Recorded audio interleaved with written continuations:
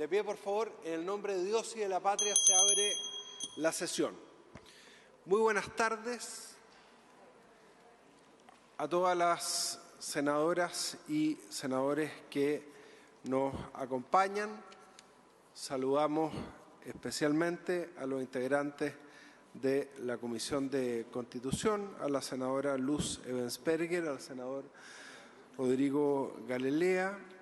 Está presente la senadora Loreto Carvajal en reemplazo del senador Pedro Araya y el senador Álvaro Elizalde, presidente del Senado, en reemplazo del senador Alfonso de Urresti. Saludamos a la señora ministra, secretaria general de la Presidencia, Ana Uriarte. Saludamos al presidente del Consejo Directivo del CERVEL, don Andrés Tagle, a los miembros de la comisión redactora, a los senadores y diputados que nos acompañan en esta sesión, que tiene por fin continuar el análisis del proyecto de reforma constitucional en primer trámite constitucional que modifica la Carta Fundamental con el objeto de establecer un procedimiento para la elaboración y aprobación de una nueva Constitución Política de la República, boletines número 15.614-7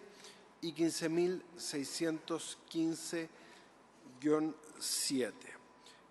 Los secretarios titulares de la comisión, don Rodrigo Pineda y don Ignacio Vázquez, están incorporando en un comparado las indicaciones que se presentaron hasta hoy a las 12 del mediodía, conforme se había acordado.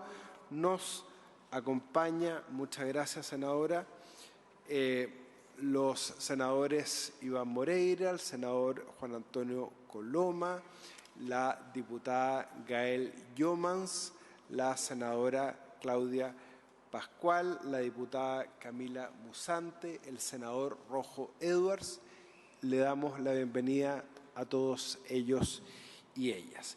Nos acompaña la secretaria de Comisión del Senado, señora Magdalena Palumbo, a quien le quiero ofrecer la palabra para que dé lectura a la cuenta. Después le voy a pedir reglamento, presidente.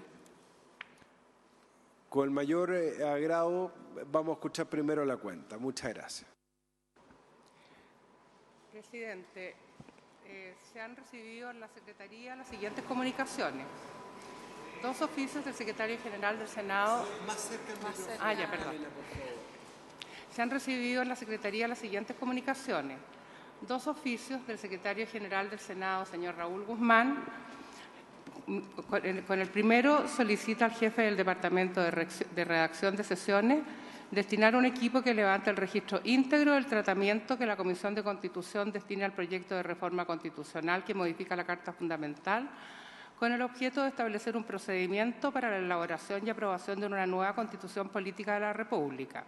Y con el segundo oficio, instruye a la Oficina de Seguridad reforzar las medidas de control de acceso al edificio del Senado en Santiago a fin de prevenir posibles desórdenes. En segundo lugar, se han recibido las siguientes solicitudes de audiencia.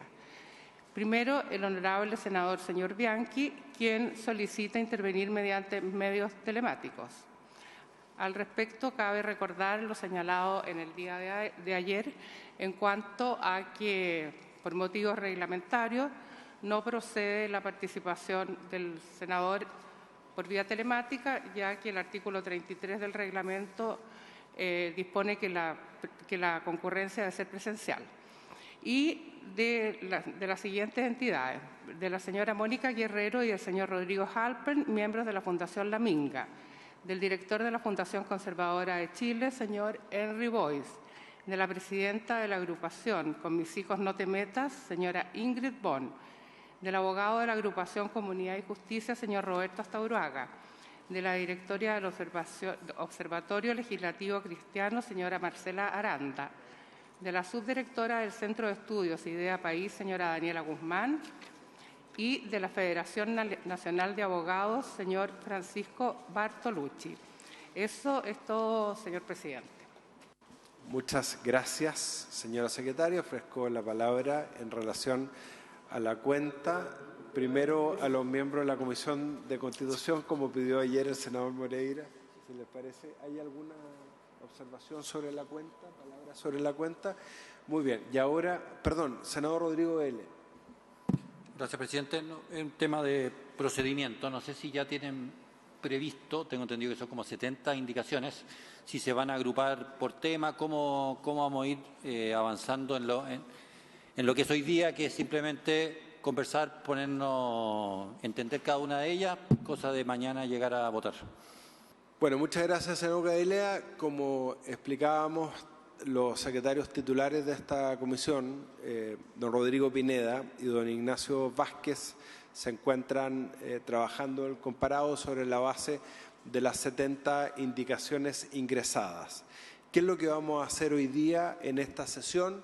Le vamos a ofrecer la palabra al presidente del Senado, que al igual como lo hizo ayer muy bien, hoy día va a ser una relación completa de cómo las indicaciones en las que hemos trabajado en conjunto con la comisión redactora recogen e intentan recoger las sugerencias que hizo el presidente ejecutivo del CERVEL. Se encuentra presente además don Andrés Tagle, que va a puntualizar sobre cada una de ellas. Se encuentran presentes los miembros de la comisión redactora. Y vamos a tratar de avanzar por lo menos en lo que dice relación con eso que es lo más específico que se conversó ayer, que son las propuestas que hace el CERVEL y que están recogidas en indicaciones, que es lo que se van a explicar el día de hoy, y por supuesto todas aquellas otras indicaciones que han surgido del debate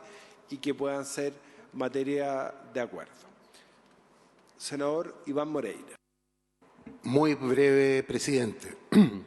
Como usted sabe, el senador Bianchi en este minuto se encuentra padeciendo lo que es el COVID. Por eso que él no está presente acá. En el día de ayer se leyó reglamentariamente una disposición que no necesariamente está en el reglamento, sino que en un acuerdo de comité en que las personas, cuando haya sesiones de una comisión, no pueden hacer uso de la palabra ni menos votar. Yo consulté hoy día con el señor Ignacio Vázquez, secretario de la comisión, sobre que reglamentariamente qué había. Hay un acuerdo de comité y ese acuerdo de comité se puede revocar o cambiar en el sentido de que las personas que no están presentes, en este caso él con COVID, pudiese participar en el sentido de que le den la palabra.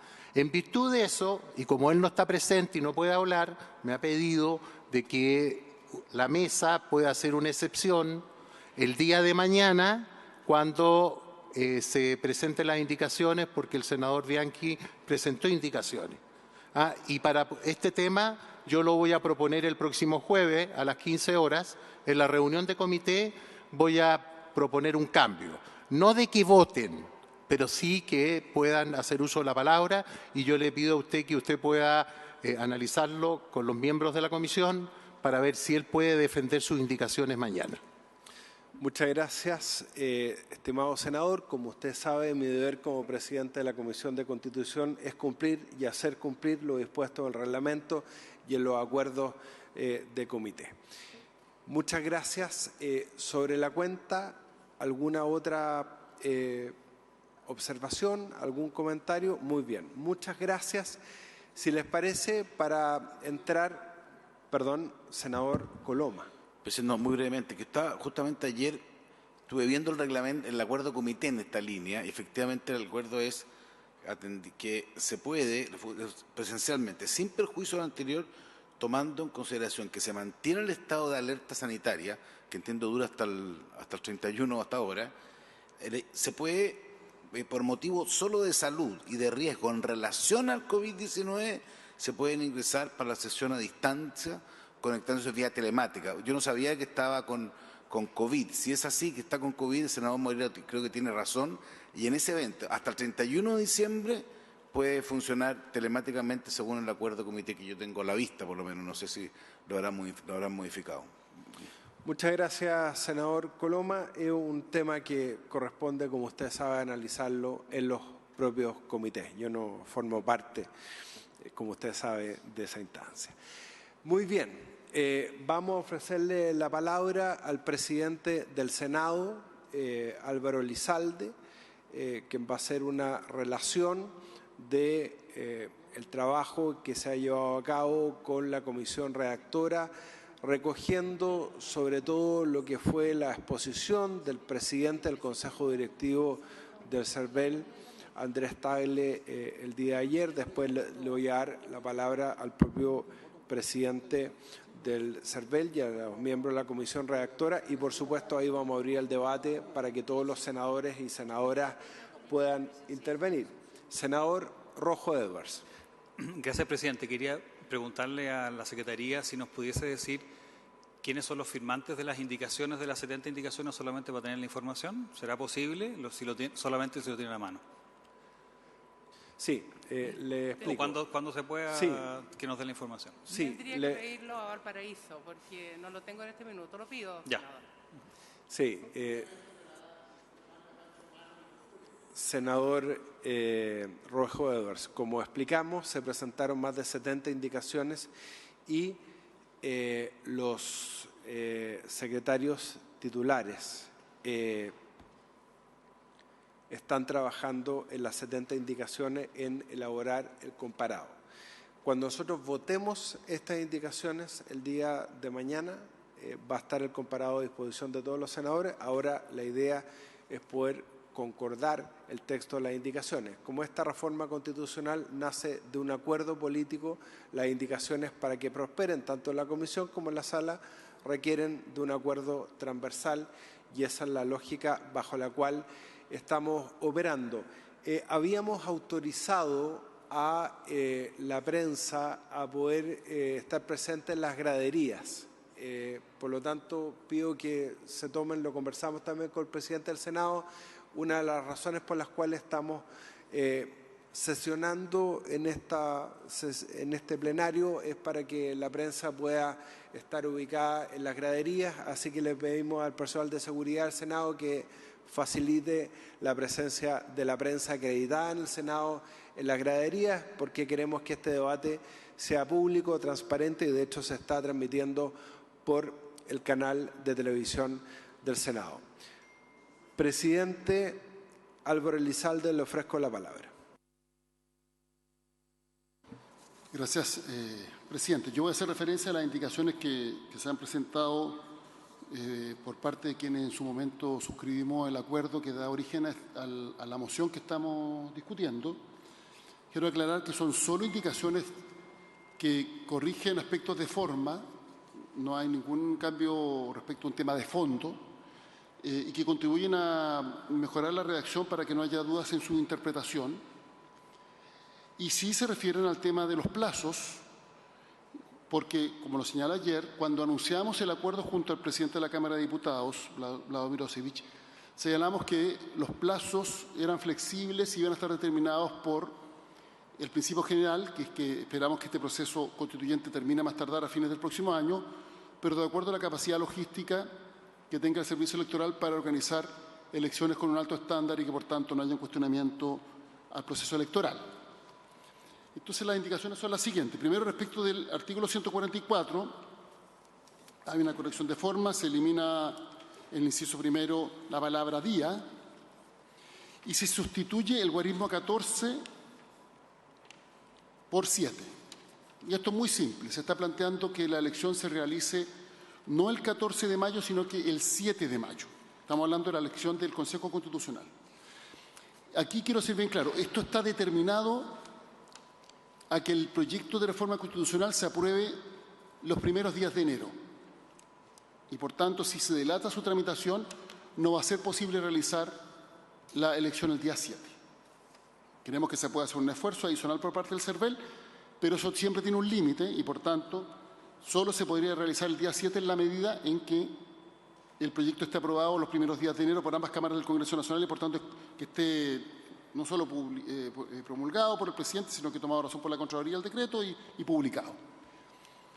Después hay una indicación que establece hasta qué fecha se puede, más bien, en qué fecha deben estar vigentes las normas legales que se hacen aplicables al proceso, con el objeto de evitar que, burlando la reforma constitucional, se pueda reformar una ley que tiene implicancia en el proceso.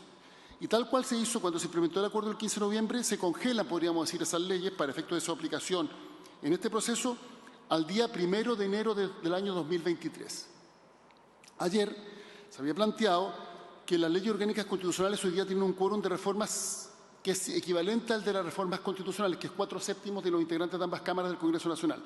Pero eso va a cambiar los primeros días de enero, cuando la Cámara vote el informe de la Comisión Mixta que elimina el quórum supramayoritario, establece solo el quórum calificado. Y, por tanto, ahí habría una discordancia de quórum y por eso se ha considerado más prudente simplemente congelar esta ley al 1 del año 2023 en su aplicación a este proceso. Las leyes pueden ser modificadas para otros efectos, pero en lo que respecta a este proceso se congelan al 1 de enero del año 2023. Así se hizo, insisto, en el acuerdo del 15 de noviembre. En tercer lugar, se señala que en cada circunscripción senatorial las listas o pactos electorales que declaren más de una candidatura deberán declarar siempre un número par de candidatos integrados por el mismo número de mujeres y hombres. Esto es muy simple y es a lo que hacía referencia ayer el presidente del Consejo del Servicio Electoral. En la elección de convencionales ocurrió que algunos partidos cumplieron con la norma de paridad porque se puede inscribir un candidato más de un sexo que de otro, cuando se inscribían números impares. Y al mismo tiempo está la norma Zebra, que obliga a inscribir en primer lugar una mujer, sucedía un hombre y así alternadamente una mujer y un hombre. Y ocurría en estos casos que terminaba inscrito una mujer en primer lugar y dos hombres consecutivamente, cuando se inscribían 3, o cuando se inscribían 5, mujer, hombre, mujer, 2 hombres. Entonces, para evitar este debate, que además se presentó un escrito en su tiempo que fue en todo caso ingresado fuera de plazo y por tanto el Tribunal Calificador de Elecciones no alcanzó a pronunciarse al respecto, no se pronunció por problema de vencimiento de plazo del escrito, del recurso, se optó por la propuesta más simple. Si se inscribe un candidato puede ser hombre o mujer, pero si se inscriben 2 o más, siempre hay que inscribir número par, 2, 4 o 6, de acuerdo al tamaño de la circunscripción. No hay obligación de inscribir el total, o sea, doy un ejemplo, en la región metropolitana se podrían inscribir 2 candidatos, no necesariamente 6 o 4, pero siempre número par cuando se inscribe más de uno. La siguiente indicación establece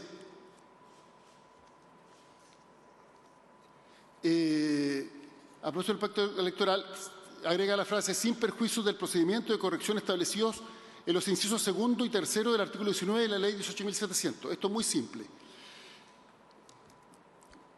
Se estableció en su momento, y está vigente, la norma de lo que se llama la cuota de género de entrada, que es un 40% mínimo de candidatos al Congreso Nacional. Y se establece un plazo para que, en caso de que no se cumpla con esta normativa o producto de la calificación se caiga una candidatura de un sexo determinado, no tenga como consecuencia que se caiga la lista completamente. Entonces, por tanto, hay un tiempo para su reemplazo. Este criterio se aplicó por el Servicio Electoral, no fue recurrido, pero se ha preferido establecer explícitamente la mención a la normativa, de manera tal que inscrita o declarada las candidaturas, si producto de la calificación se cae una candidatura determinada y no se está cumpliendo, se pueda corregir la declaración respectiva para cumplir con la normativa que establece la paridad.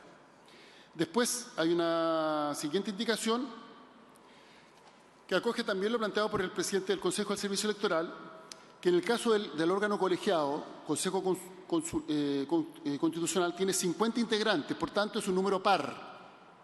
Y por tanto se elimina una mención que desde el punto de vista aritmético era errada, que decía o que un sexo no supera al otro en más de uno. Esa hipótesis es imposible cuando el cuerpo colegiado tiene un número par. Y por tanto se mantiene la norma que hace referencia a que tiene que haber 25 hombres y 25 mujeres. Después hay una indicación que reemplaza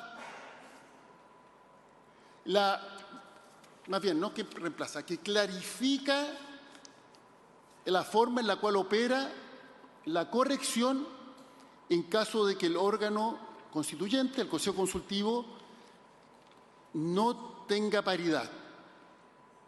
Es decir, que de la aplicación de la normativa electoral vigente se elijan más hombres que mujeres o mujeres que hombres. Y se establece lo siguiente. En primer lugar, hay que determinar cuántos son los hombres sobrantes o las mujeres sobrantes, es decir, la cantidad de hombres y mujeres que deban aumentar o disminuir respectivamente para obtener la distribución indicada en la letra A, que es la paridad. No olvidemos que aquí se hace una diferencia con el proceso constituyente pasado. En el proceso constituyente pasado la paridad se aplicaba a nivel de listas y también a nivel de distritos. Y por una coincidencia al final terminó alcanzándose la paridad y hubo que hacer correcciones de hombre y mujer en distintos casos. Pero estoy hablando por los distritos impares, porque los distritos impares siempre generan una distorsión en esta materia, más que una distorsión, una diferencia. Entonces, aquí lo que se señala es que se aplican las normas generales, se dice cuáles son los 50 elegidos de acuerdo a esas normas generales, lo que deberían elegirse de acuerdo a esas normas generales. Y se ve el sobrante, si hay más hombres que mujeres o mujeres que hombres. Y ahí se determina cuántos hombres tienen que ser reemplazados por mujeres, hipótesis 1, hipótesis 2, cuántas mujeres tienen que ser reemplazadas por hombres a nivel nacional, es decir, respecto del cuerpo como tal. Segundo paso, se ordenan las listas o pactos de acuerdo a los votos válidamente emitidos para cada uno a nivel nacional de menor a mayor. Tercer paso, se ordenan las circunscripciones senatoriales de acuerdo al total de votos válidamente emitidos en favor de las respectivas listas o pactos electorales de menor a mayor. O sea, se ordenan las listas y después se ordenan los candidatos dentro de las listas. Y el candidato más votado del sexo subrepresentado de la lista o pacto electoral menos votado a nivel nacional en la circunscripción senatorial en que dicha lista o pacto electoral haya obtenido la menor votación, reemplazará al candidato menos votado del sexo sobrerepresentado que habría resultado electo en la asignación preliminar a que hace referencia la letra B. Y en dicha circunscripción correspondiente al mismo partido o candidato independiente o asociado a un partido político. Por tanto, se reemplaza en primer lugar a un candidato del mismo partido por otro del mismo partido, en la misma circunscripción. Pero si no fuera posible en esa misma circunscripción reemplazar el candidato del mismo partido por otro del mismo partido, porque, por ejemplo, se inscribió solo uno del partido en ese pacto electoral, en ese caso se reemplaza por alguien del pacto en la misma circunscripción. Por eso la indicación señala a continuación, si no se pudiese realizar el reemplazo, si no pudiese realizarse, hay problema de redacción, el reemplazo por un candidato del mismo partido se reemplazará con el candidato más votado del sexo subrepresentado del mismo pacto electoral en la misma circunscripción electoral. Entonces, esto es bien importante porque ayer me preguntaban algunos medios de comunicación que creían que un candidato de Magallanes podía ser reemplazado por uno de Santiago, o uno del Maule por uno de Arica, o al revés. Y aquí el reemplazo siempre es en la misma circunscripción electoral, priorizando el mismo partido y, en caso que no sea posible del mismo partido, en el mismo pacto electoral. Entonces, bueno, se ordenan de menor a mayor, se parte, ya lo he dicho, por donde se hayan obtenido menos votos, y la corrección en una primera instancia no se realiza en las regiones que hayan obtenido paridad. Doy un ejemplo. Si en Aysén se ha elegido un hombre o una mujer, no hay corrección que realizar. Ya cumplen con la paridad. Y se entiende en esta primera etapa que cumplen con la paridad si en las regiones donde se elige un número impar, un sexo supera a otro por no más de un electo, podríamos decir, o de un candidato. Es decir, en las demás regiones donde se eligen 3 y 5, si se eligen 2 hombres y una mujer, o 2 mujeres y un hombre, y en las de 3, y en las de 5, 3 hombres y 2 mujeres, o 3 mujeres y 2 hombres, no se hace ninguna corrección. Y por tanto, doy un ejemplo. Santiago, una región metropolitana, una región grande, donde votaron muchos, pero se eligen 5 hombres. Sería absurdo que en Antofagasta, donde se eligieron 2 mujeres, perdón, 2 hombres y una mujer, porque hay que incorporar más mujeres, se cambiara el segundo de cada sexo y no se tocara Santiago. Santiago, eligiendo 5 hombres, obviamente tendría que hacer la corrección.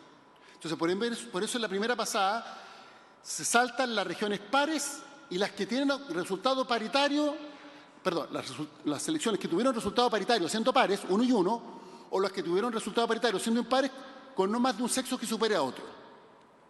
Y si ahí se logran los 25-25, se realiza la pega suficiente.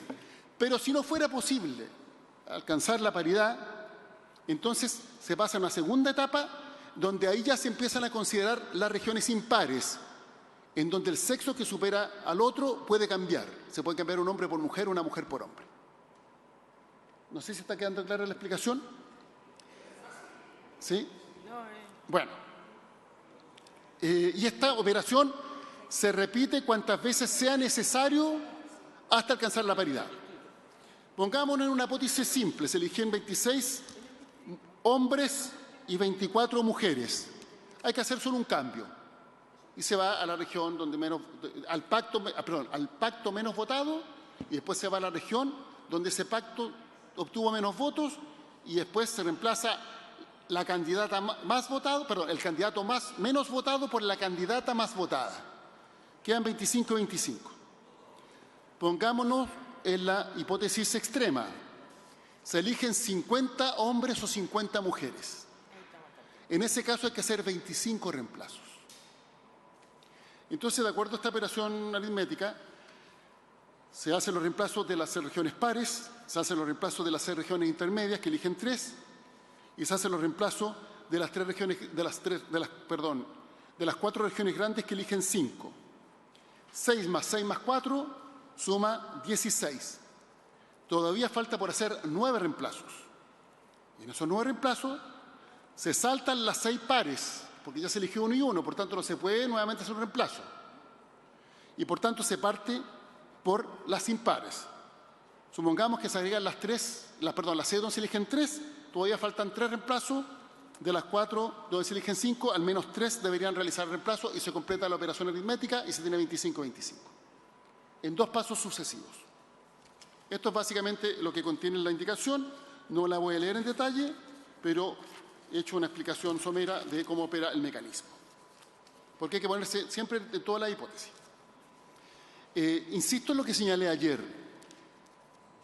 La elección de convencionales significó que por primera vez un número significativo de mujeres fueran electas antes de la aplicación de estos criterios. Y como se aplicaba a nivel de distrito, se bajaron mujeres por hombres y hombres por mujeres.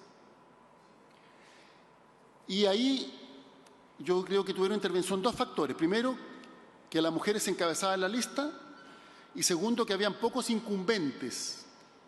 Nadie iba a la reelección. Sí habían diputados que renunciaron para ser candidatos. Los 3 que fueron candidatos resultaron electos. Perdón, un senador y 2 diputados, si mal no recuerdo. Y los 3 resultaron electos, que para todo efecto son como incumbentes, porque compitieron por el mismo territorio electoral que representaban en el Congreso Nacional. Pero todo el resto eran candidatos nuevos. Y efectivamente hay una tendencia a elegir más hombres que mujeres, porque el Congreso Nacional tiene más hombres que mujeres y por tanto hay más hombres incumbentes que mujeres, y eso genera una distorsión a favor de los hombres. Eso no ocurría en la elección de convencionales y por tanto se eligieron muchas mujeres. Y como había pocos candidatos incumbentes, había muchos candidatos que no tenían el nivel de conocimiento de un parlamentario en ejercicio y por tanto muchas personas votaron por el primero, en este caso la primera de la lista. Todos estos factores se tradujeron en que se eligieran más mujeres que nunca en la historia de Chile. Entonces es probable que este mismo factor determine que se elijan también más mujeres, y eso es una muy buena noticia, y por tanto que la corrección que haya que realizar para alcanzar la paridad sea menor en una elección ordinaria como las que se enfrentan en el Congreso Nacional. Pero de todas maneras pudiera ser necesario realizar esta corrección y por tanto se establecen estos mecanismos y la legislación debe contemplar todas las hipótesis.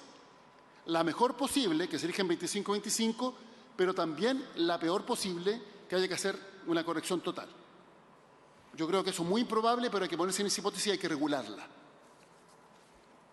Continúo. Se acogió lo que planteó el Servicio Electoral respecto de que las personas comparecientes en la escritura pública de constitución de un partido político en formación al 12 de diciembre de 2022 podrán ser declarados como candidatos independientes, salvo que no cumplan con lo señalado en el número posterior, ahí dice anterior, pero debería ser posterior, que es, perdón, que en el número anterior, corrijo, porque se modificó el orden, está bien redactado. A ver, ¿qué es lo que se hizo aquí? Se cambió el orden de los numerales y se aplicó lo que yo denominé el fallo Atria. El fallo Atria, que es una sentencia del Tribunal Calificador de Elecciones, permitió que un destacado profesor constitucionalista fuera candidato a la Convención Constitucional pese a que había iniciado el proceso de formación de un partido político y no había alcanzado las firmas necesarias. Y el Tribunal Calificador de Elecciones lo consideró para estos efectos como independientes, toda vez que ese partido no llegó a constituirse conforme al requisito de firmas. Pero también se plantea que este mecanismo no puede ser una forma de burlar la llamada ley antidíscolos. Y por tanto, la condición de independiente solo es aplicable a quien haya sido independiente un año antes y firme por un partido en formación, pero no para quien haya sido parte de un partido y haya renunciado y firme en un partido en formación, porque de no haber firmado en ese partido en formación no podría ser candidato conforme a la ley antidíscolo. Y por tanto, eso es lo que se establece a través de esta indicación. Después, el límite del gasto para las candidaturas a integrantes del Consejo Constitucional, incluidos los candidatos de pueblos indígenas, será 1/3 del total del límite de gasto electoral. Y en el caso de la circunscripción nacional de pueblo indígena se considerará para el cálculo del límite la totalidad de los electores de dicha condición. El financiamiento al inicio de la campaña que hace referencia al artículo 15, que es el anticipo de la ley 19.884, en caso de las candidaturas correspondientes a pueblos indígenas, se regirán por la regla establecida para las candidaturas independientes. O sea, se aplica la norma de candidatura independiente a los candidatos para escaños indígenas. La siguiente indicación señala que las declaraciones de candidaturas correspondientes a pueblos indígenas serán uninominales y formarán una única circunscripción nacional. Aquí básicamente, perdón, no la voy a leer, se acoge la propuesta de redacción que había propuesto el Servicio Electoral con correcciones de forma para que se aplicara la normativa vigente. La indicación siguiente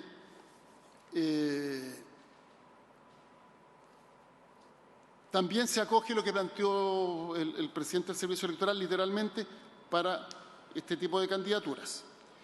Y después hay una indicación que señala que el Consejo Constitucional va a empezar su trabajo no el lunes 19 de junio del año 2023, sino que el 7 de junio del año 2023. ¿Por qué se adelanta la fecha? Porque se adelantó la fecha de la elección, con la propuesta a la cual hice referencia primero de que la elección sería el 7 de mayo y no el 14.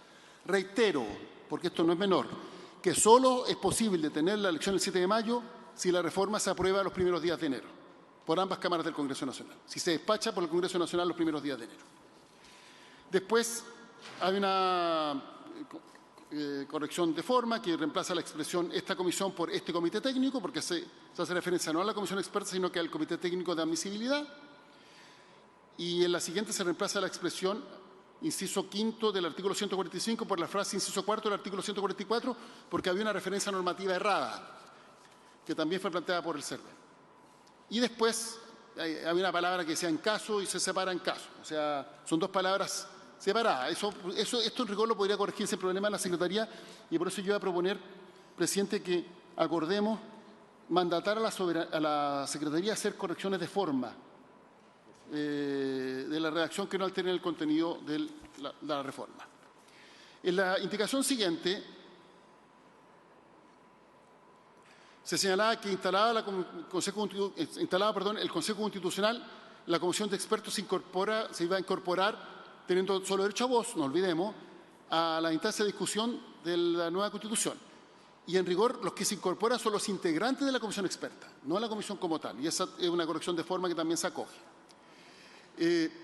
Después se señalaba que el texto debía aprobarse en general. Dice, deberá aprobarse el texto general. Y se reemplaza por deberá aprobarse la totalidad del texto. Eso es una corrección de forma. Todo eso son correcciones de forma. Posteriormente una indicación. Esta corrección es importante. Se planteó que hay una inhabilidad de los integrantes de todos los órganos constituyentes para ser candidato a las elecciones posteriores de presidente de la República, parlamentarios, gobernadores, alcaldes, concejales, consejeros regionales, etcétera, etcétera. Pero como la nueva Constitución, de ser aprobada en el plebiscito ratificatorio, reemplaza a la anterior, entonces esta nueva Constitución no iba a tener estas normas.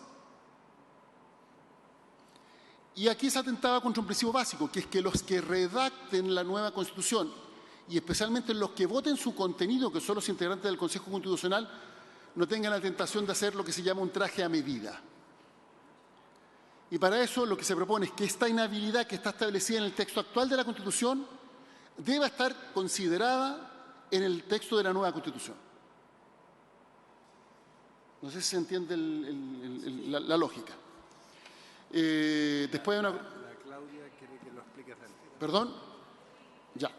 La Constitución actual, con esta reforma, va a decir que los integrantes de los órganos constituyentes, especialmente los convencionales, los consejeros constitucionales, pero de todos,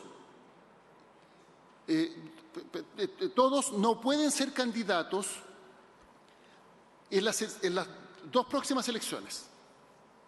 ¿Cómo se redactó eso? No podrá ser el candidato alcalde y concejales, gobernador regional y consejero regional en la primera elección.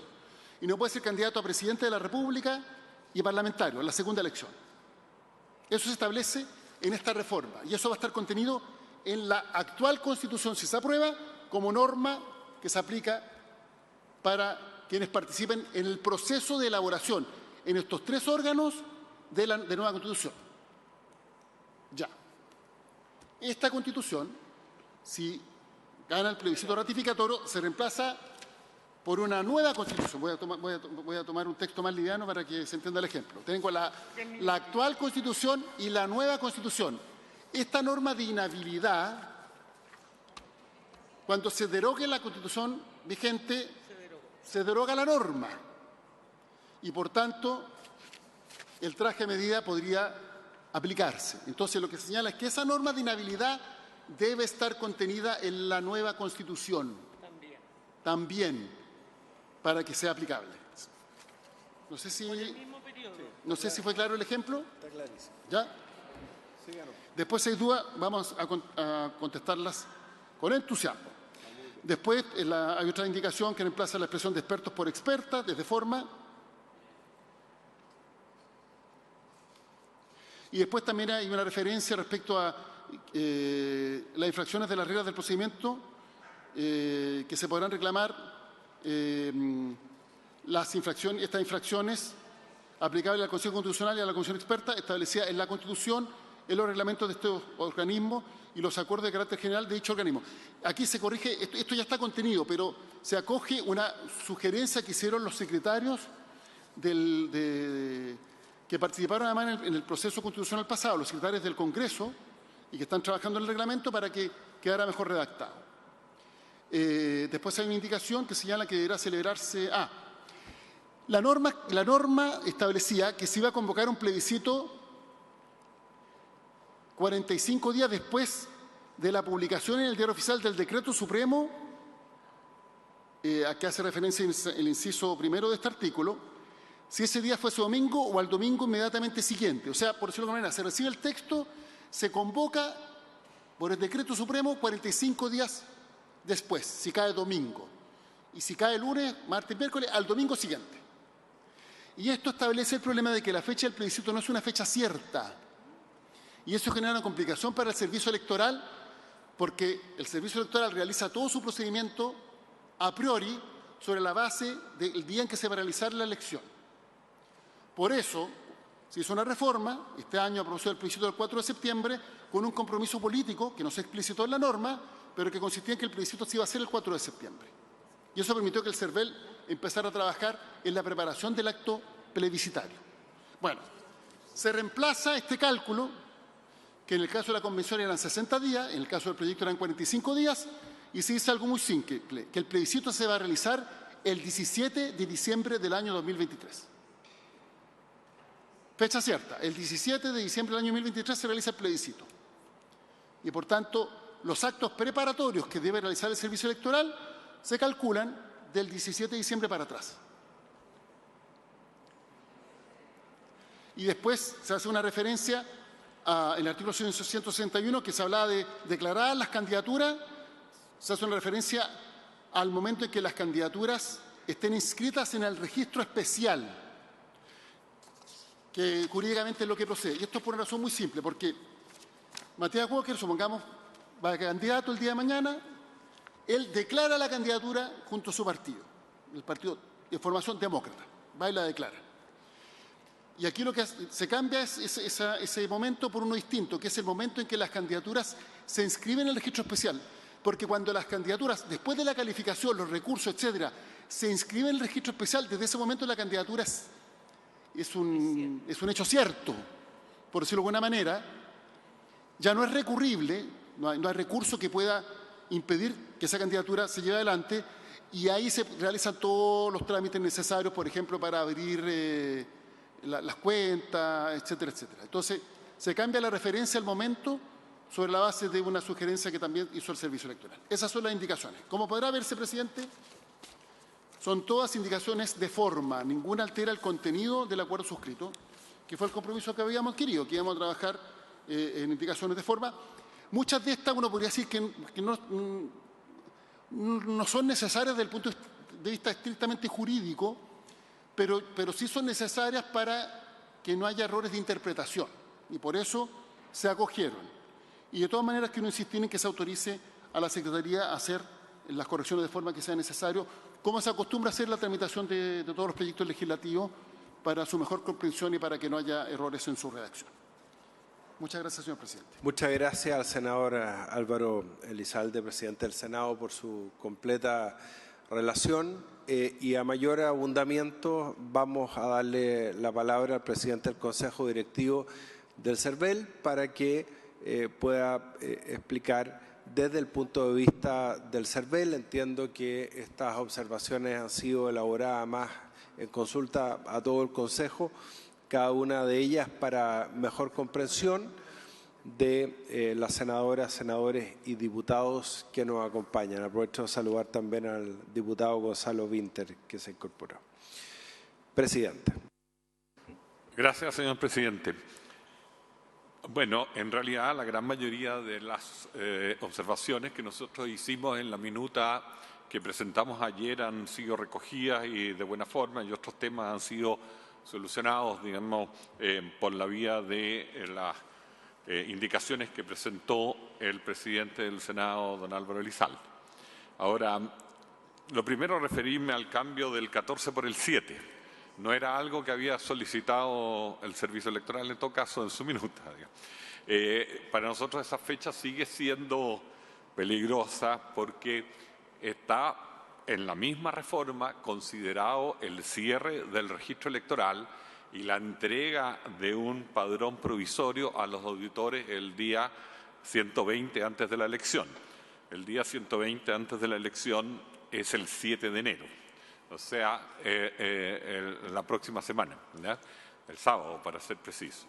Y creemos que es poco probable que esta reforma esté tramitada completamente, incluyendo Cámara de Diputados, la próxima semana, ¿verdad? Creemos que lo más probable es que la Cámara de Diputados tome la segunda semana. Entonces nos preocupa mucho que quede una incompatibilidad de plazos, ¿ya? Eso significaría que hay que rebajar los 120 días. El CERVEL le hizo llegar al presidente del Senado y al presidente de la Cámara una proposición de rebajar plazos, ¿ya? Con mucho esfuerzo que estamos haciendo, que obviamente nos limita a nosotros y nos pone ciertas dificultades en eso. Pero eso no se puede rebajar mucho más. O sea, nosotros no podemos hacer los procesos en un mínimo de tiempo. Además que son una serie, no es un solo plazo el que está en la ley, es una seguidilla de plazos de padrones en distintas formas y periodos de apelación, de tiempo que tienen los tribunales, tanto el TER como el TRICEL, para hacer su fallo. Entonces, no es hay que cambiar un montón de plazos. Pero hay disposición en el CERVEL, pero es condición fundamental que esta reforma se apruebe, por lo menos, digamos, en la segunda semana de enero, porque en cuyo caso tampoco funcionaría una rebaja de plazo, digamos, para el 7 de mayo. Ahora, nosotros comprendemos lo importante que sea el 7 de mayo, ya que no puede ser el 14 ni el 21, y entendemos que se quiera terminar todo este proceso dentro del año 2023, digamos, y no pasar para el año 2024. De las observaciones sí nos quedan dos cosas en las soluciones que planteó el presidente del Senado. En el número 6 del inciso quinto del artículo 144 nos preocupa el financiamiento al inicio de campaña para las candidaturas indígenas, ¿ya? Que no están consideradas en la ley, por supuesto. Y dice que se regirán por la regla establecida para las candidaturas independientes. Las candidaturas indígenas son nacionales, las candidaturas independientes son por circunscripción. Entonces hay un mínimo, hay 16 mínimos diferentes, digamos, ¿cuál le aplicamos al candidato indígena? Y obviamente esto es delicado porque son platas públicas, no es una fórmula que nosotros queremos que sea precisa, ¿ya? Porque si no hay riesgo de los profesionales del CERVEL, ¿ya? Creemos que ahí insistimos con lo que nosotros habíamos planteado ayer, que el financiamiento del inicio de las campañas, a que hace referencia al artículo 15, en el caso de las candidaturas correspondientes a pueblos indígenas, se calculará prorrateando entre todos ellos la suma que para cada región de los montos correspondientes al partido haya obtenido el menor número de sufragios en cada territorio en la última elección de senador. Esto de prorratear la cifra que tuvo el menor partido en cada circunscripción es la norma para los independientes. Nosotros lo que estamos diciendo es que se sumen esos mínimos para todas las regiones y se prorratee entre todos los candidatos indígenas. Seguimos el mismo criterio. Este fue el criterio que hubo para los convencionales la vez anterior. Así que insistimos que si eso se pudiera corregir. La verdad que, como está la regla, nosotros no sabemos cuál vamos a aplicar de todos los candidatos indígenas.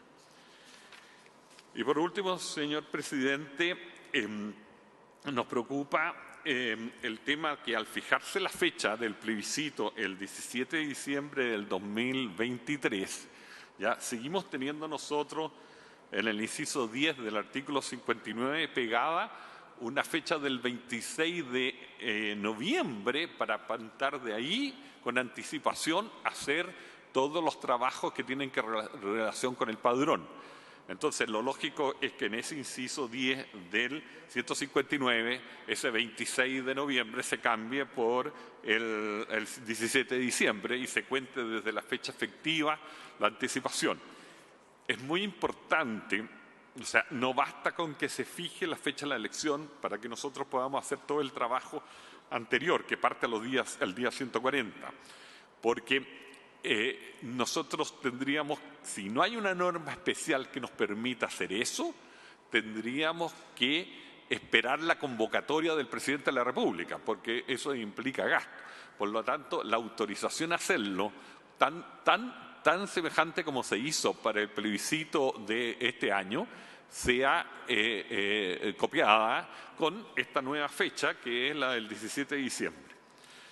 Hasta ahí mis observaciones, señor presidente. Muchas gracias al presidente del Consejo Directivo del CERVEL. Vamos a ofrecer la palabra a los senadores, senadoras, diputados. Se me había olvidado también saludar al diputado Erika Edo, que se había incorporado. Senador Juan Antonio Coloma, usted tiene la palabra. Muchas gracias, presidente. Mire, este es un momento bien como especial de la sesión, donde uno puede hacer como consulta y reflexiones, porque mañana, entiendo, son las votaciones de las indicaciones y creo que la explicación que ha dado el presidente del Senado y el director del CERVEL nos ayudan, digamos, para tener claro. Yo quiero hacer una reflexión y una consulta, nada más. La primera reflexión, presidente, es, yo creo que aquí tenemos un problema, es un problema, pero es una realidad. Hay un acuerdo respecto al tema de la paridad de salida, yo lo entiendo, pero admitamos que la fórmula de solución es compleja. Ahora, no hay fácil, así que tampoco es una cosa que sea imposible. Yo la única reflexión es, no sé si será posible, y eso requiere un acuerdo de todos, así que eso yo voy a someterme estrictamente al acuerdo, así que si no es no nomás, pero uno tiene que plantearlo, de que ojalá ese sistema de paridad se aplique lo menos posible. ¿Y en qué línea?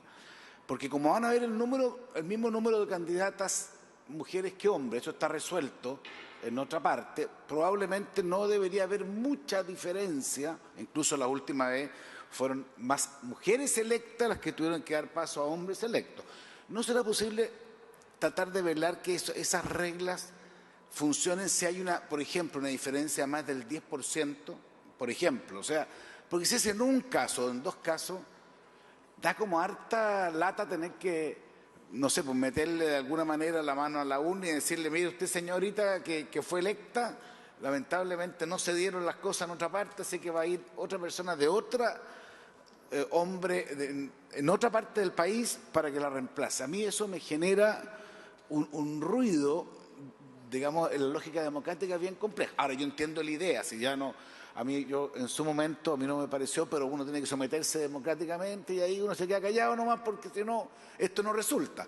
Pero yo me gustaría que lo reflexionaran. Está la diputada Yomans aquí, que fue la inspiradora de la norma y lo conversamos. Yo no sé si con un poco de flexibilidad, si se pudiera, creo que se ayudaría a esta fórmula que la leyó el presidente con todo el empeño que pudo, pero igual no es tan fácil de explicarlo, sería, ojalá no se use, ese es el óptimo es que sea un empate total, pero si hay una pequeña diferencia, ojalá que esto sea, ya si hay una diferencia importante. Yo propongo el tema del 10%, porque curiosamente la redacción, que efectivamente lo están cambiando, decía, entendiendo que así como 25 mujeres y 25 hombres, o que un sexo no supere al otro por más de uno, cosa que sabemos es imposible, por eso lo están cambiando. Pero si uno dijera no supere por más de 2 o por más de 3, no sé, buscar una fórmula en donde esta alternativa de paridad y esta forma de alterar el resultado ciudadano sea lo menos posible. Eso es una reflexión. Si está de acuerdo, creo que sería un buen aporte, creo yo, a la razón. Y lo segundo, ya que está aquí la gente que ayudó como los expertos internos, por así decirlo, si nos pueden explicar un poco qué es lo que es el estatuto del consejero, incompatibilidades, inhabilidades, nos podrían ayudar a tener una visión de conjunto más completa. Eso es he dicho, señor presidente. Perfecto. Muchas gracias, senador Coloma. De inmediato, senadora. Información que nos remite la Secretaría. Hasta el momento se han procesado 140 indicaciones que han sido presentadas por los senadores y senadoras Aravena, Araya, Bianchi, Castro Prieto, Chaguán, que retiró su firma, Galilea, Urrutia y Osandón, Walker, Coloma, Durana, Edwards, Elizalde, Evensberger, Latorre, Gatica, Pascual, Sandoval, Sepúlveda y Velázquez. Reitero que los secretarios titulares de la Comisión de Constitución, don Rodrigo Pineda y don Ignacio Vázquez, están trabajando profusamente en incorporar todas ellas al comparado para la sesión del día de mañana, en que vamos a votar en particular. Senadora Claudia Pascual, le ofrezco la palabra. Gracias, presidente. Yo quisiera, a propósito de la última información que usted entrega, solo manifestar y explicar las 3 indicaciones de forma que yo he ingresado. Pero antes de eso quisiera plantear, a propósito de la reflexión a la que nos convoca el senador Coloma, que en porcentaje aparece bastante poco y bastante plausible poder decir y que no exista una diferencia mayor de un 10%. Sin embargo, traducido a número quedamos en un 20-30%. Y eso es más complejo, creo yo, porque son el 10% de 50 son 5, si usted se los suma a 25 son 30 y si se los resta a 25 son 20. Dejémoslo en 3 nomás. Por eso lo digo que en un 10% no calza.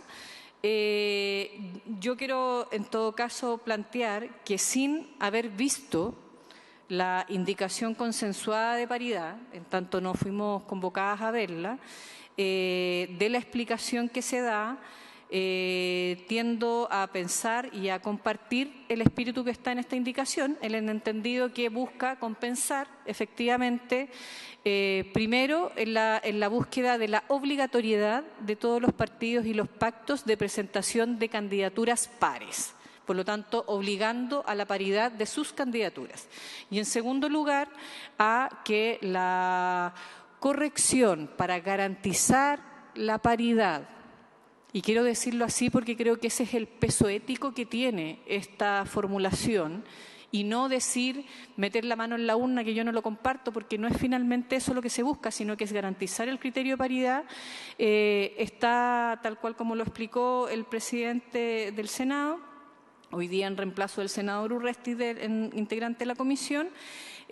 Lo que busca es generar, primero, no tocar aquellas regiones, circunscripciones que han logrado la paridad por sí misma, que son las pares, si es que lo hubieran logrado. Y segundo, corregir dentro siempre del partido primero. Y eso me parece que es un buen criterio porque efectivamente va respetando también más, está más acorde a la voluntad ciudadana y en última ratio con otro candidato o candidata del pacto o de la lista, digamos, ¿no? Eso es lo que quería decir en materia de paridad. Lo segundo, en relación a las indicaciones, yo quiero primero manifestar, lo planteé ayer como pregunta y como inquietud y por lo tanto comentar, digamos, que he suscrito una indicación de forma para cambiar el guarismo que está puesto en el artículo, perdón, en el numeral 2 del artículo único del proyecto de reforma constitucional, específicamente en el número 4 del inciso quinto del artículo 144, que dice 12 de diciembre para la inscripción, los partidos que se encuentren legalmente constituidos hasta ese día, por el guarismo 1. ¿No? Y por lo tanto quedaría las personas que se encuentran afiliadas a un partido en formación al 1 de diciembre del 2022 y no al 12 de diciembre del 2022. Quiero hacer mención de esto porque creo que es muy importante que esta reforma también garantice, primero, el que se va a aplicar la ley antidíscolo, yo creo y la comparto plenamente.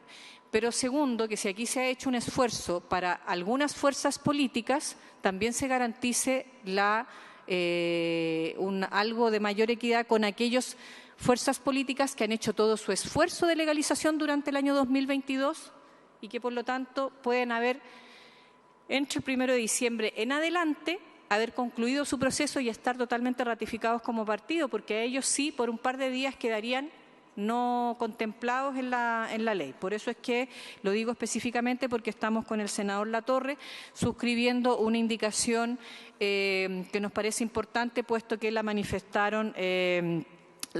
la Fuerza Acción Humanista, que está representada en el Parlamento, en la Cámara de Diputados y de Diputadas. En segundo lugar, solo una modificación en materia de redacción para una mejor comprensión, no influye en nada en el fondo y que tiene que ver con en la página,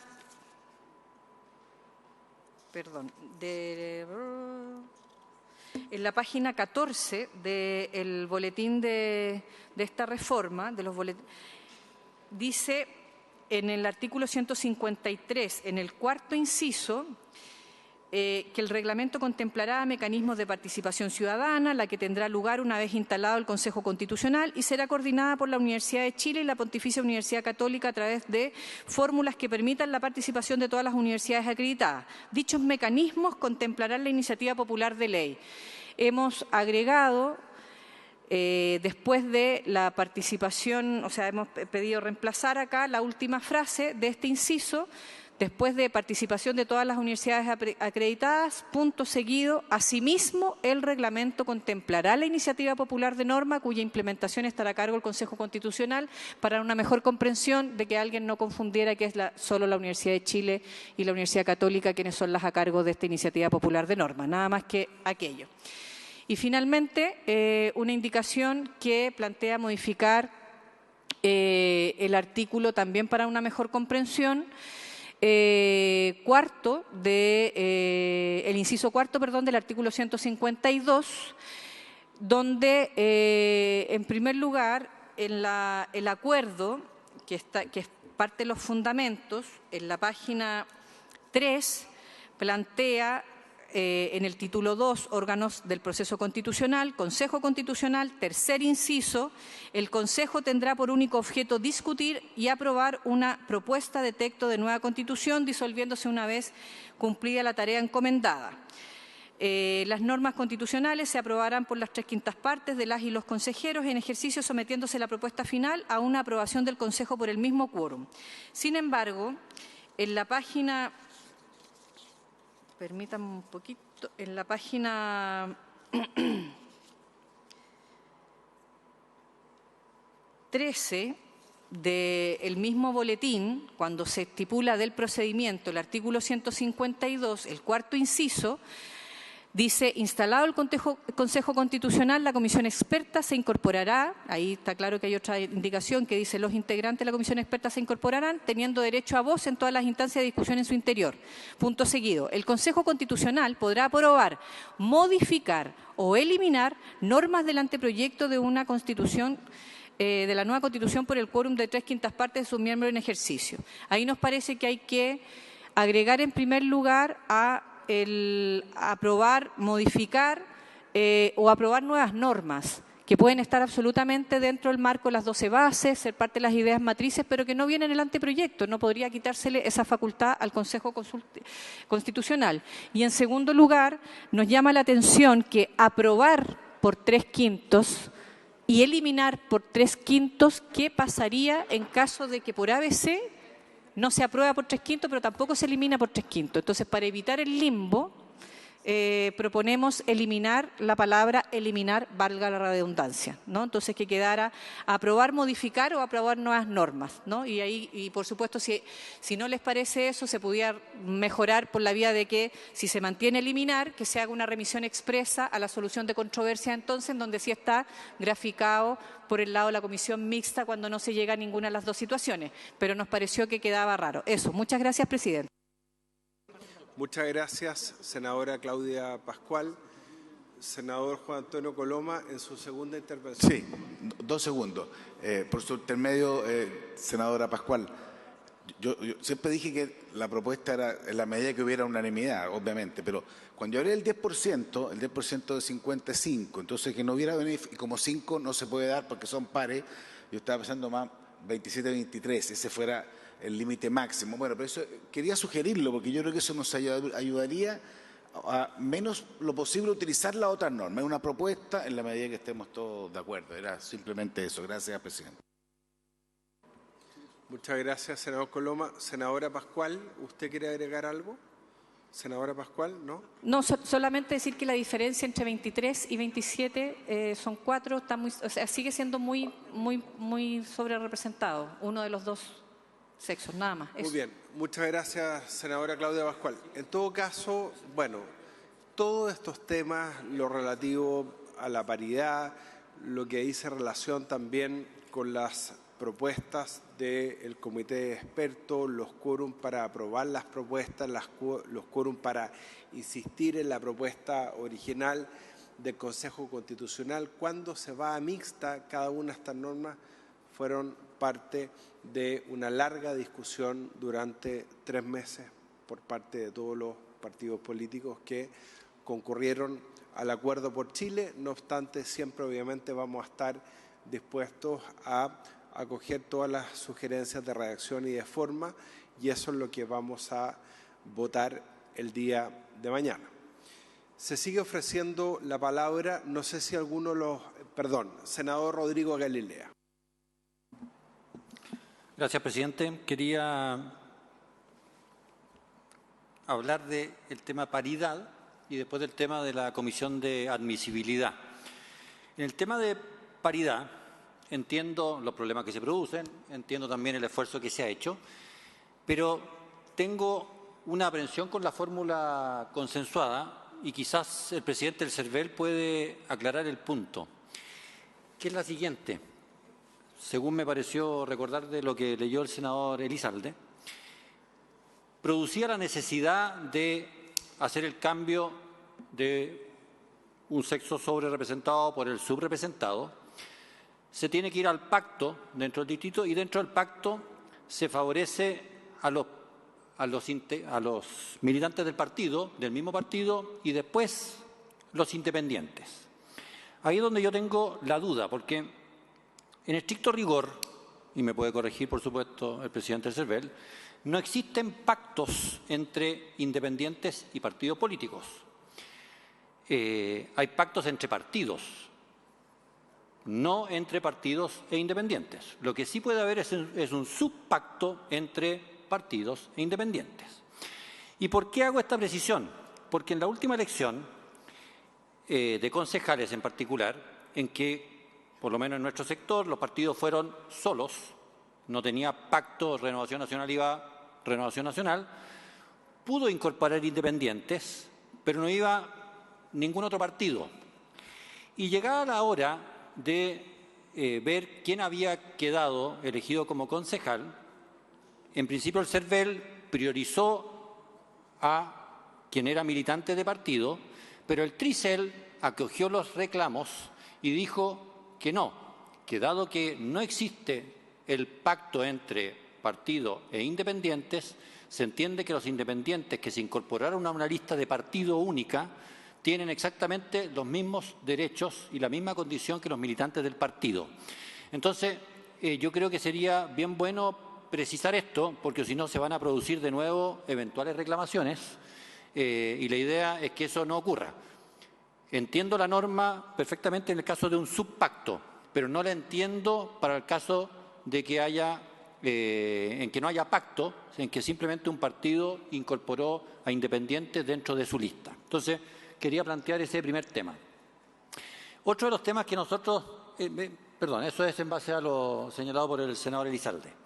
De las indicaciones que formulamos con la senadora Núñez y el senador Osandón, aprovecho de decir que el senador Chaguán en un primer momento había suscrito, pero después retiró la firma porque consideró que siendo presidente de partido y habiendo participado en toda la negociación, no se veía bien que él formulara indicaciones, así que esa es la razón de por qué retiró las indicaciones.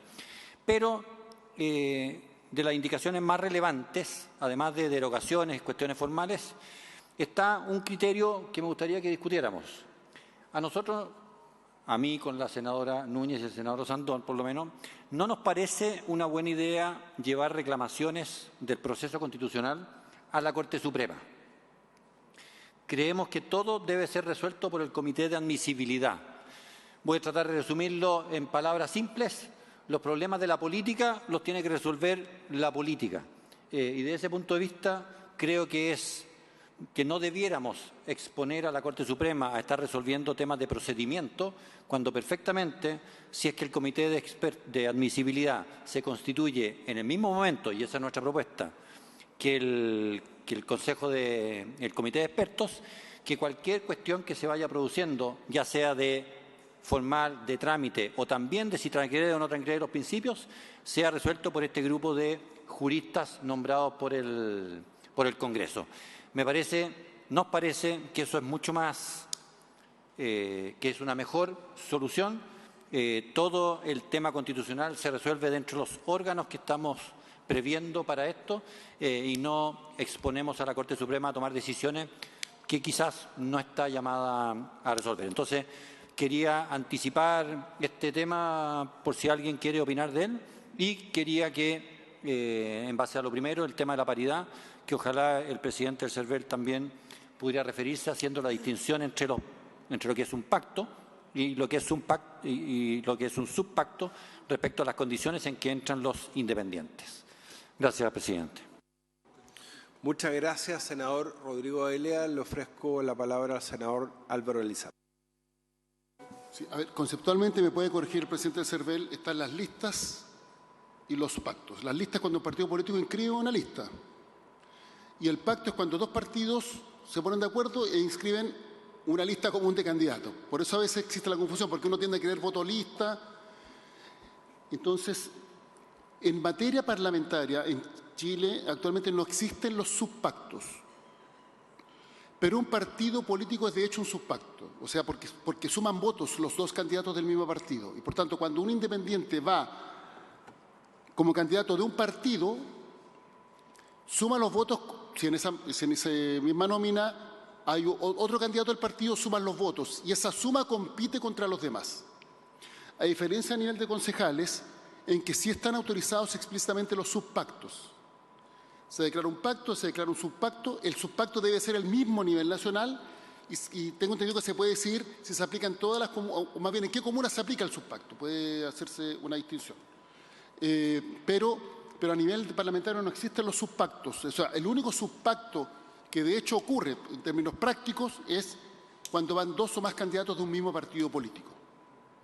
Y los candidatos que van en la lista como bajo la ley de un partido suman a ese partido político para todos los efectos prácticos y suman los votos en el distrito o en el territorio electoral correspondiente, circunscripción o distrito, se suman los votos como si fueran ambos militantes del partido político.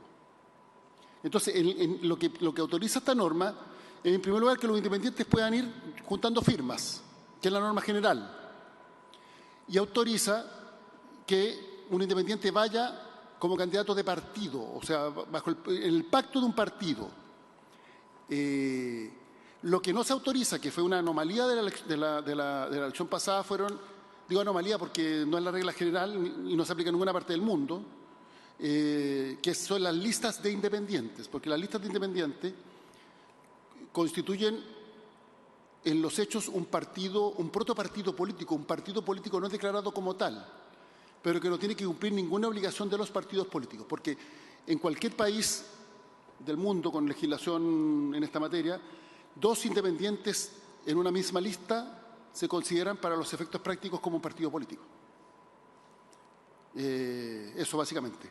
No sé, es el presidente del Consejo. Gracias, senador Elizalde. Senador Gael. Gracias, presidente. Sí, el punto del ejemplo de los subpactos en concejales tiene que ver con el criterio del Tricel respecto a cuál es el tratamiento de un independiente que va en una lista con militantes de un partido político. El Tricel, y es lo que ocurrió en el caso de los concejales, consideró que no debía haber diferencia entre los militantes y los independientes que iban dentro del pacto.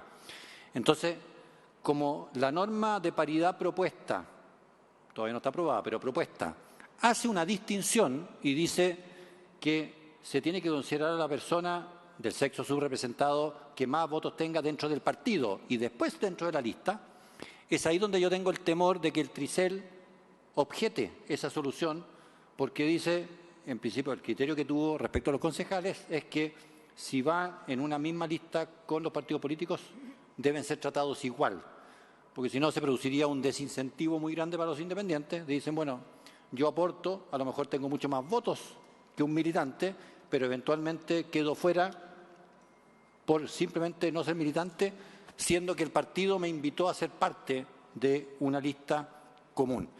Entonces, ese criterio que tuvo el Tricel en el caso de los concejales es lo que me interesa aclarar con el presidente del CERVEL, a fin de que no se produzca después una disputa eventualmente cuando haya que hacer las correcciones respecto de quién entra y quién sale en una lista por el tema de paridad. Gracias, presidente. Gracias, senador Galilea. Senador Elizalde, y después vamos a escuchar al presidente del CERVEL. Sí. Don Andrés Tagle, le tiene la palabra. A ver, presidente, gracias para aclarar el tema de los pactos independientes. Las legislaciones son muy diferentes hoy día, en algún momento lo fueron cercanas, pero son muy diferentes de los parlamentarios, diputados y senadores respecto de cores y concejales. La de los parlamentarios está en la ley 18.700 de votación y escrutinio, la otra está en la ley municipal y en la ley de gobierno regional. Entonces, en el caso de los parlamentarios, un pacto solo tiene que hacerse entre partidos. No puede haber un pacto de un partido con independientes. Y no, o sea, dejó de existir pactos con independientes. La figura que solo se permite a los independientes es que vayan asociados a un partido político. Ese es el nombre que dice la ley, asociado. Y tiene todos los mismos derechos que cualquier otro candidato de ese partido.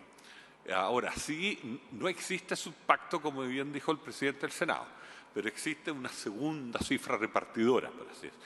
Primero se hace un cálculo de una cifra repartidora en base a los votos de lista para determinar cuánto se elige una lista. Y después se hace una segunda cifra repartidora al interior de la lista para determinar cuánto se elige cada uno de los partidos que la integran, ¿ya? Y ahí, posteriormente, la preferencia la tienen cualquiera de los candidatos de ese partido, ya sea afiliados propiamente tal o a independientes asociados, ¿ya? Esa es la norma. Así que ahí no hay ninguna situación en que se pueda producir lo que se hacía referencia en el caso de los concejales. Las leyes de cores y concejales, en el fondo, permiten pactos entre partidos independientes, entre partidos solos y entre muchos partidos independientes. Y tienen a su vez la figura de subpactos con independientes, cada uno de ellos. Entonces ahí es donde se produce esta discusión. El fallo no fue muy literal a la ley, pero obviamente se respetó de preferencias, digamos, al interior de los subpactos, ¿ya? Pero esa situación que sucedió yo no veo que se produzca acá como confusión, porque el derecho de un independiente es igual al de un militante de partido cuando va asociado al partido. Y sí advertir una cosa, una lista de un partido individual, o sea, que no vaya en pacto, no tiene derecho a llevar independientes asociados. Eso está también muy claro en la ley. Solo puede llevar si hay pacto. Matías. Muy bien, ahora sí, senador Elizalde. Sí, lo que pasa es que el independiente no está perjudicado por lo siguiente, porque, y esto es bien importante, porque como en materia parlamentaria no hay subpacto, solo hay pacto, y el partido es para efectos prácticos una especie de subpacto, porque hay una segunda cifra repartidora, que no es probablemente, que jurídicamente no es un subpacto, pero produce el efecto práctico. Si Juan Pérez va de candidato por Renovación Nacional, el partido del senador Galilea, va en las mismas condiciones que cualquier otro de los candidatos en todo Chile de Renovación Nacional. No compite en peores condiciones. ¿Qué significa eso? Que si en una circunscripción senatorial Renovación Nacional lleva 2 candidatos y esa suma es superior a lo de otros partidos, se elige el candidato de Renovación Nacional. ¿Y qué candidato de Renovación Nacional? El que haya obtenido mayor votación, sea el militante o el independiente. Entonces no hay un perjuicio para el independiente, porque al ir asociado con el partido va como si fuera militante del partido, ¿no? Entonces el independiente que concurre en pacto va asociado a un partido y por tanto se ve beneficiado y también perjudicado en la votación que obtenga ese partido. Ahora, esto produce un problema adicional, que al no haber subpacto, la negociación es compleja porque un partido que lleve más cupos que otro compite en mejores condiciones. Porque si un partido lleva 2 candidatos y otro partido lleva 1, ese solitario, para salir electo, debe sacar más votos que los otros 2 sumados. Eso es un efecto de que no haya subpacto. Y por eso la negociación se hace más compleja. Pero el independiente, al momento de asociarse con un partido, compite para todos los efectos en las mismas condiciones que el militante. No hay ninguna diferencia práctica, no hay ninguna diferencia para efectos de determinar quién sale elegido y por tanto no se ve perjudicado bajo ninguna circunstancia. Senador Galilea. Sí, hasta ahí estamos perfectos y compartimos el criterio. Si lo que me pasa a mí es que creo que el texto que leyó el presidente sí hace una diferencia entre el independiente asociado y el militante del partido. Esa es toda mi preocupación. Entonces, si lo pudiéramos revisar, lo agradecería para no generar un problema que después pudiese ser reclamado en el TRICER. Muchas gracias, senador. Vamos a ofrecerle la palabra a los miembros de la comisión redactora también que han trabajado en las indicaciones. En primer lugar, le ofrezco la palabra al abogado Max Pavés. Sí, presidente, respecto de la inquietud del senador Galilea, esto está zanjado, en nuestra opinión, en la indicación en el punto 4, que se me permite paso a leer, cuando después de despejar cuál es la cantidad de hombres o mujeres que hay que reemplazar, después de determinar cuáles son las listas menos votadas y las circunscripciones en las cuales se encuentran ellas, dice la norma que el candidato más votado del sexo subrepresentado de la lista o pacto electoral menos votada a nivel nacional en la circunscripción senatorial en que dicha lista o pacto electoral haya obtenido la menor votación, reemplazará al candidato menos votado del sexo sobrerepresentado que habría resultado electo en la asignación preliminar, en dicha circunscripción, por cierto, correspondiente al mismo partido político o candidatura independiente asociada a un partido político. Si no pudiese realizar el reemplazo a un candidato del mismo partido, cosa que entendemos no se va a poder aplicar porque aquí seguramente van a ir en listas, se reemplazará con el candidato más votado del sexo subrepresentado del mismo pacto electoral en la misma circunscripción. Por lo tanto, no están... No, presidente, mi oído había llegado hasta la palabra partido y no había retenido o independiente asociado, así que queda perfectamente resuelto el tema. Muchas gracias. Don Max, continúe, por favor. ¿Con qué continúo, presidente? Usted me dice. ¿Seguimos acá? Sí. ¿En el tema de la paridad?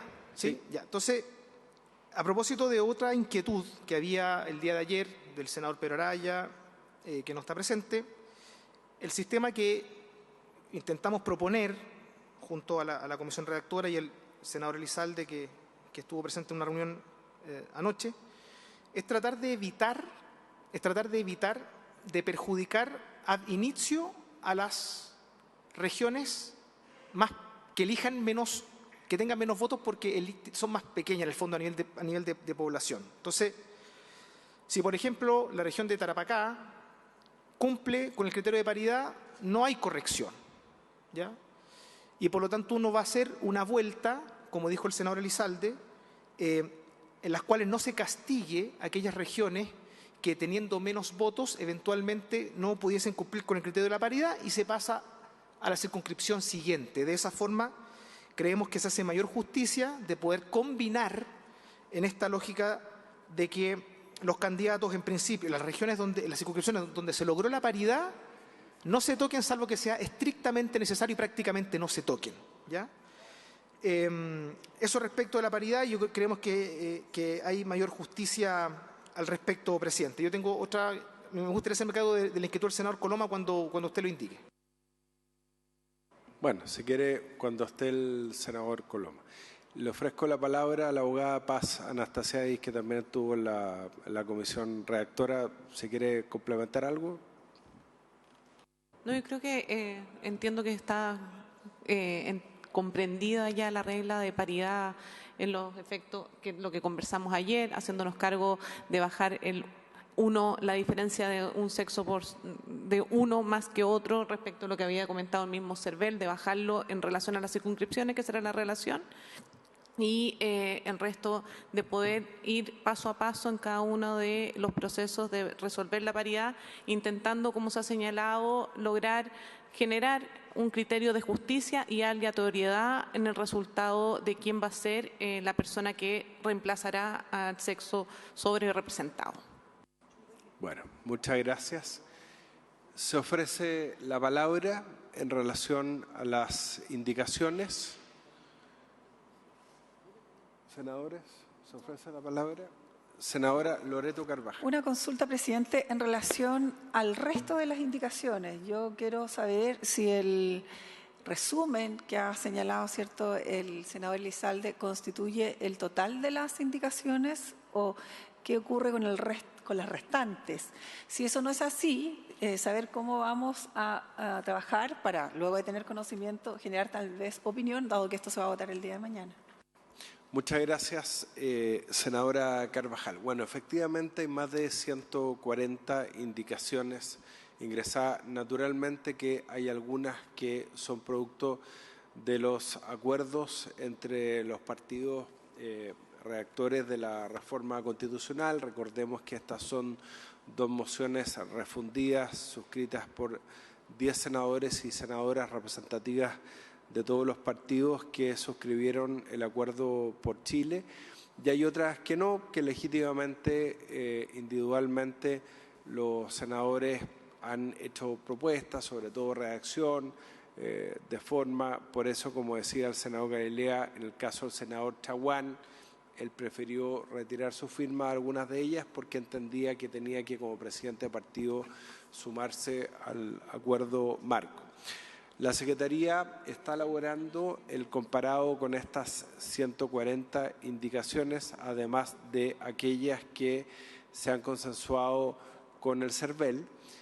Y lo que vamos a hacer, si le parece a la Comisión, es, y conforme se había acordado en el día de ayer, citar mañana a las 10:30 de la mañana.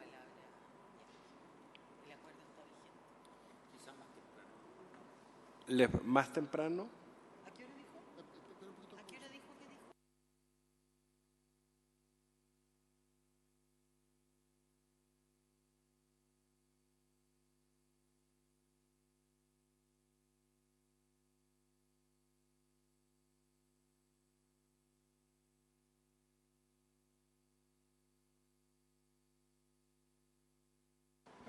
Muy bien, vamos a citar mañana a las 9:15, señora secretaria, 9:15 AM.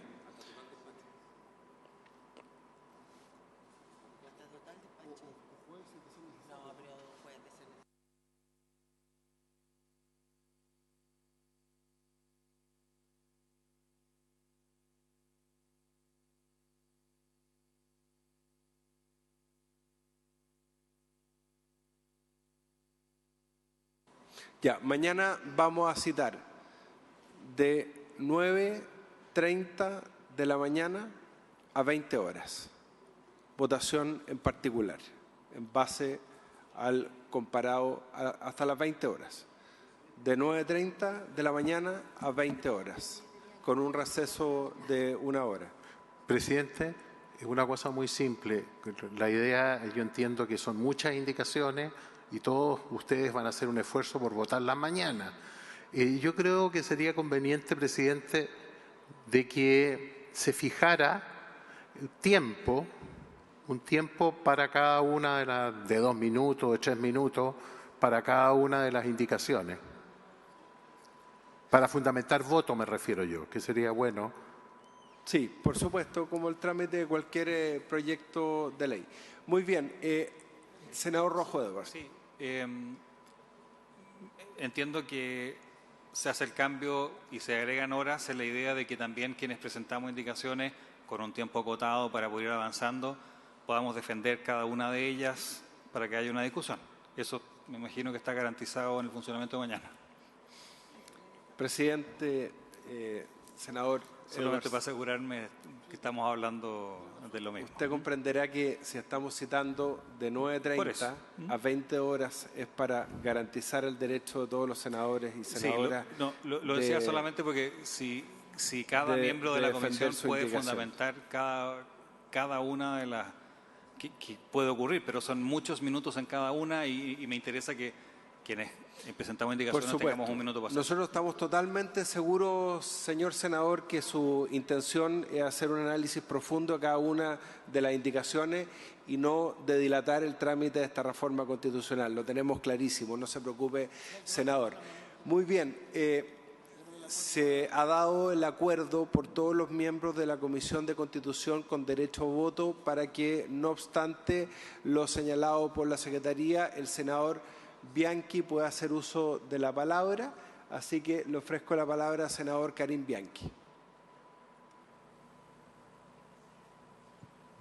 Presidente, para no explayarme más, mañana es la idea de poder defender algunas indicaciones que tenemos. Le agradezco la instancia, por tema de salud no puedo estar, pero mañana voy a hacer el derecho con la indicación. Muy bien, encantado, senador Bianchi. Muy bien, por haberse cumplido el objeto de la sesión, se levanta, nos vemos mañana y agradezco de verdad el trabajo que está haciendo la Secretaría por hacer el comparado de estas 140 indicaciones. Muchas gracias a todos, también a la ministra secretaria general de la Presidencia, a todos los diputados y senadores que nos acompañaron. Se levanta la sesión.